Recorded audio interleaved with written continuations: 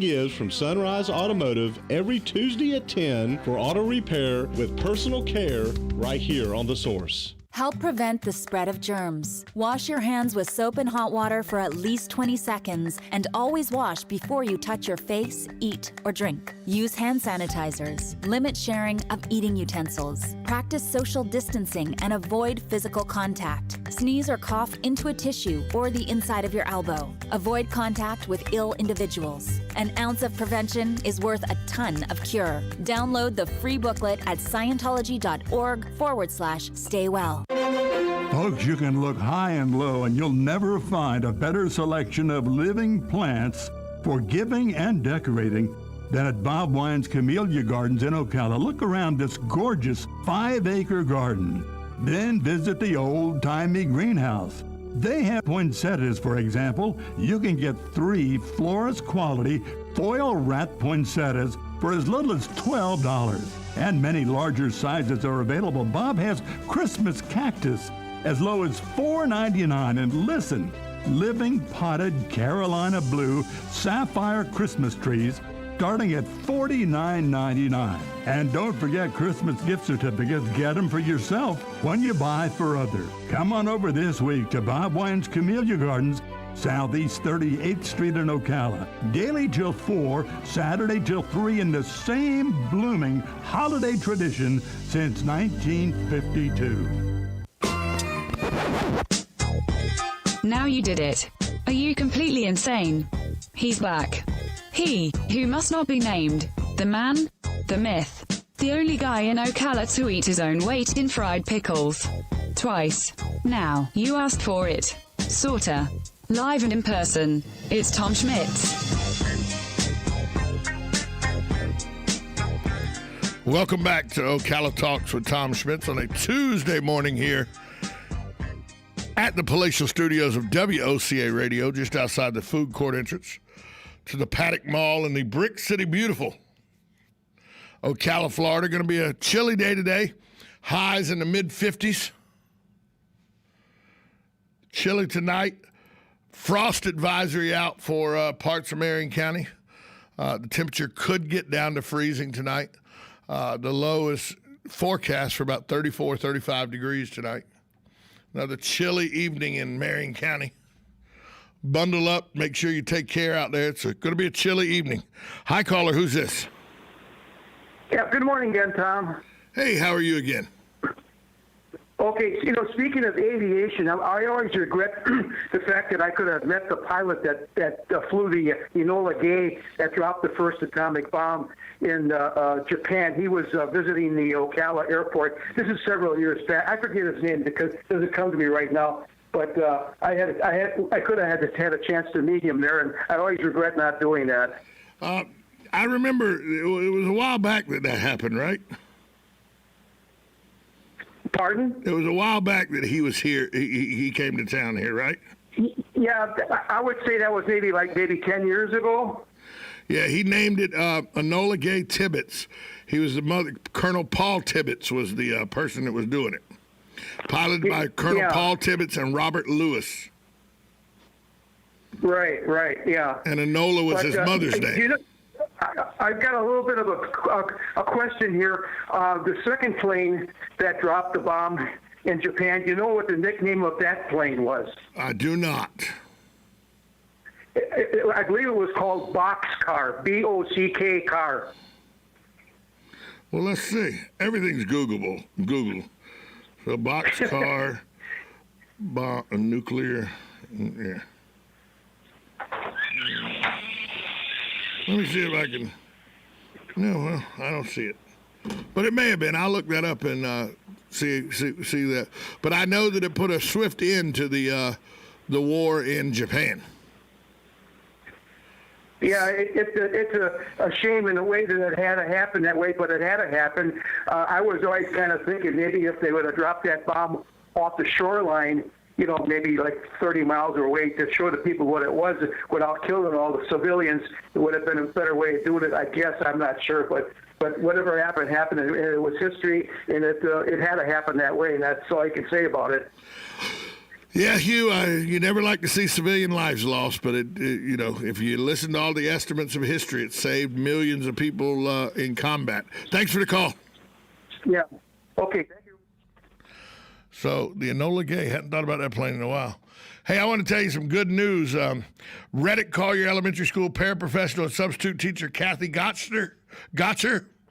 Well, she's been named the Marion County 2020-2021 School-Related Employee of the Year. Happened yesterday. She's a 13-year veteran at Reddick Collier.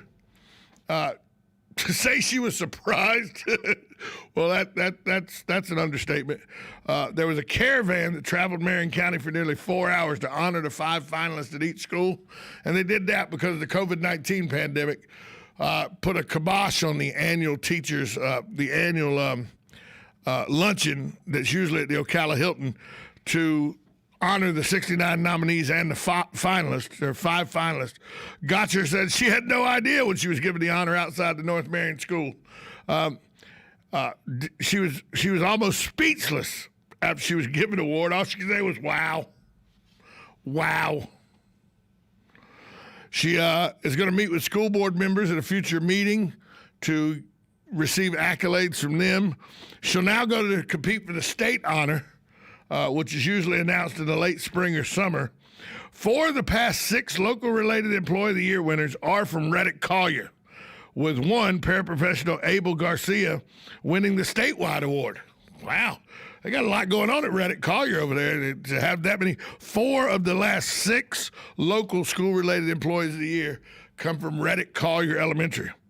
The other recent Reddick winners are guidance counselor Candace Reese in 2019-2020, paraprofessional Ruby Cox in 2017-2018, behavior technician LaChonda Lacey was a top finalist in 2018-2019. So they won in 2017-18, 2019-20, and 2020-21. So 3 of the last 4 years, Reddick Collier's been a winner, and in all 4 years they've had a finalist. So congratulations to the staff at Reddick Collier Elementary for all the good they're doing when you keep having different employees up for the same award year after year after year. And one of your employees,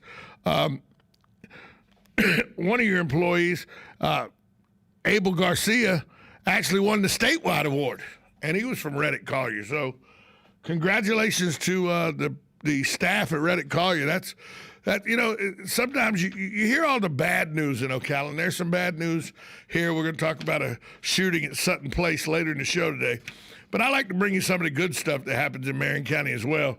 And this teacher being named the County Employee of the Year, a really, really good story. Hello, caller. Who's this? Hey, Tom, this is Mark, your Marine Corps buddy. Hey, Mark. How are you, pal? Hey, good, sir. I just wanted to say I'm a little prejudiced, obviously, with my Marine Corps Association and American Heroes, but Chuck Yeager got everybody's attention in this country. But I think one thing about Chuck Yeager, he was just such a mechanic, such a worker, such a person who just took his risk seriously and his duty to the country without question. He's so dedicated. He just didn't draw any attention, basically, other than his personal personality that you might know if you met him. He didn't do anything to make that bigger than it was. And I think that's one reason Chuck Yeager just kind of blew up in our country was with the movie that you mentioned, Tom. And I totally agree with your impression. I just would mention that we have other people in the space program that I know that you know, but John Glenn and Ted Williams, highly decorated, both served in World War II and in the Korean War. And I think I'm a little bit older than you, Tom, even though my voice sounds like a 14-year-old, but we had so many people in Hollywood that had served, from Lee Marvin to Gene Hackman to Steve McQueen to Johnny Carson, Ed McMahon. We talked about that. Joe and I talked about that yesterday. Yeah. Captain Kangaroo, yeah. Mr. Rogers served, Ted Williams. I mean, it's amazing. Right. I said yesterday, and I hope I'm wrong. Turn your radio down for me, Mark. Yes, sir. Sorry about that, Tom. I got it dead now. Sorry. I said this yesterday, and I hope I'm wrong, but I said the generations that are behind me, the 20-somethings and the 30-somethings. If they were faced with a situation like World War II, I just don't see the celebrities of today and the sports guys of today hanging up their shoes and hanging up their acting chops to go defend the freedoms of this country like so many celebrities and sports stars did during World War II. I just don't see that ever happening again. Well, I think just off the cuff, I would immediately agree with you. I think we're in a different time. I'm not saying anything to you that you don't know, already know or think, but just that, I mean, the amount of wealth that people have at certain levels, they seem so insulated to the reality. And you even had that baseball player, I think it was Al Kaline. No, the guy that played for the Detroit Tigers, he was in the National Guard during the riots. Yeah. He was only making like $25,000 a year, and he goes, "Hey, I got to go to my unit. It's been activated." And here he is, a pro baseball player. I just don't know if we'll ever see those times again. I hope that's never the case. Well, but, I don't think we will. Hey, Mark, I'm up against the break, buddy. Thanks for the call. Okay, Tom. Thanks. We'll be right back after this timeout. 1370 AM, 96.3 FM, WOCA, The Source. Broadcasting from the Paddock Mall Studios, this is WOCA, Ocala, Gainesville, The Villages, 1370 AM, 96.3 FM, The Source. Radio News with Dan Naraki. For the sixth consecutive day, more than 100,000 Americans are hospitalized with COVID-19. More than 102,000 people are hospitalized with the disease as of Monday, according to new data from the COVID Tracking Project. As the country inches closer to 15 million total cases since the pandemic began, Dr. Anthony Fauci says the current spike in coronavirus infections could still get worse. The head of the National Institute of Allergy and Infectious Diseases says we haven't felt the full effects of the Thanksgiving holiday.